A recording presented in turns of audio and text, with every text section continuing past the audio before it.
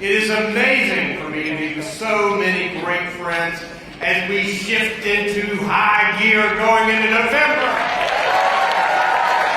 Thank you, North Carolina Democratic Party, all of the officers, the county chairs, the district chairs, the precinct officers. We're so grateful for you, and what a leader we have in Chairwoman Anderson Clayton. Thank you, Anderson.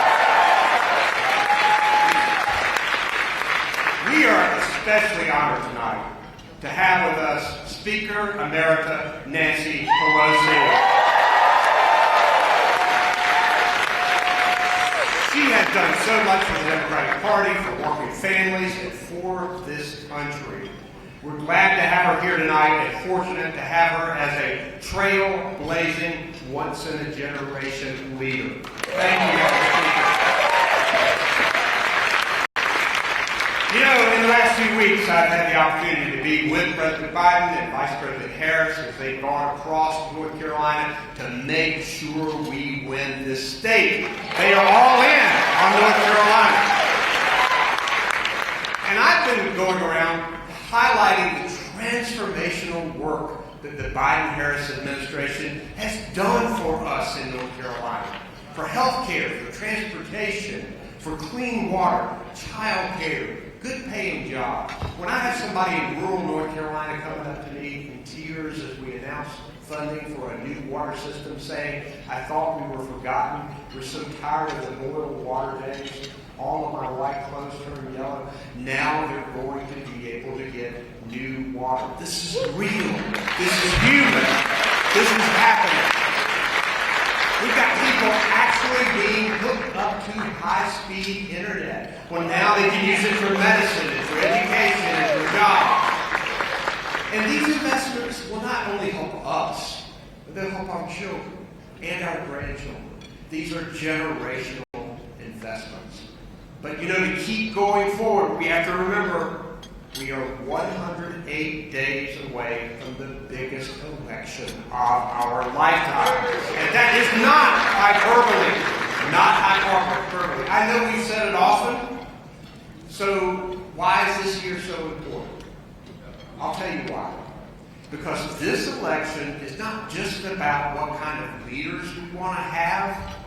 This election is about what kind of state and country we want to be. You know, Donald Trump and Mark Robinson will make sure that the wealthy get the breaks and the working families get the shaft. Is that who we want to be? No. Donald Trump and Mark Robinson want to put politicians in the exam room and ban abortion with no exceptions as fast as they can. Is that who we want to be? No. Donald Trump and Mark Robinson want to make it easier to get an assault rifle than it is to get health care. Is that who we want to be? No. You know, Donald Trump's America is where the president is a convicted felon, a chronic liar, and the king of chaos. Do we want Donald Trump's America? No. Mark Robinson's North Carolina is where women can't lead, teachers are evil, and political violence is okay. Do we want Mark Robinson's North Carolina? Absolutely not.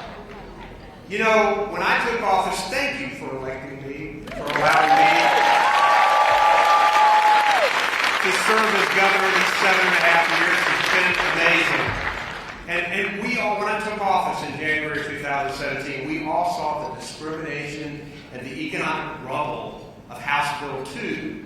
And we all knew North Carolina's better than that. And over the past 7.5 years, with your help, we have charted a new course for our state, where everyone is welcome, where businesses grow and thrive, where job growth records are shattered, and where more than 500,000 people finally have health care when we've expanded Medicaid.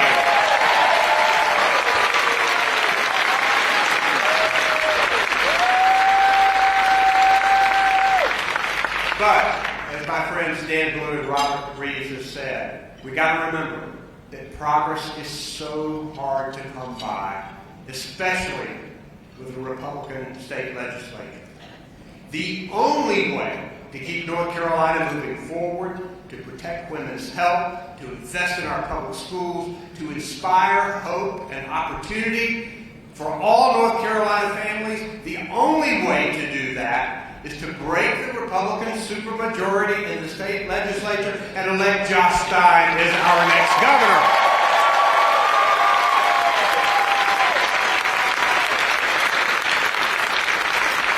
And we can't stop there.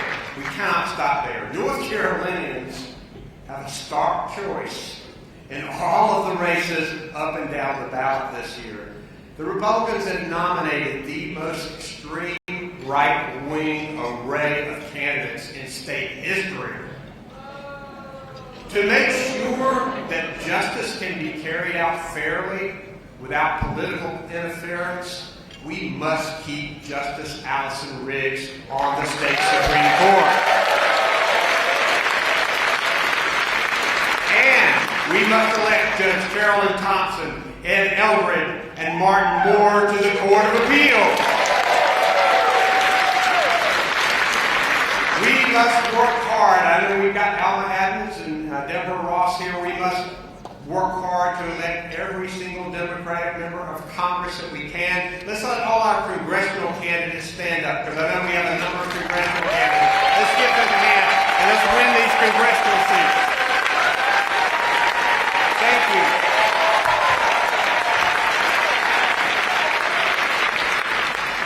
And we have to elect Democrats to the Council of State who protect North Carolina consumers, hold bad actors accountable, and support North Carolina's public schools. I want our Council of State members and candidates to stand up here in the room. We've got Rachel Hunt running for Lieutenant Governor. We've got Jeff Jackson running for Attorney General. We've got Mo Green running for Superintendent of Public Instruction.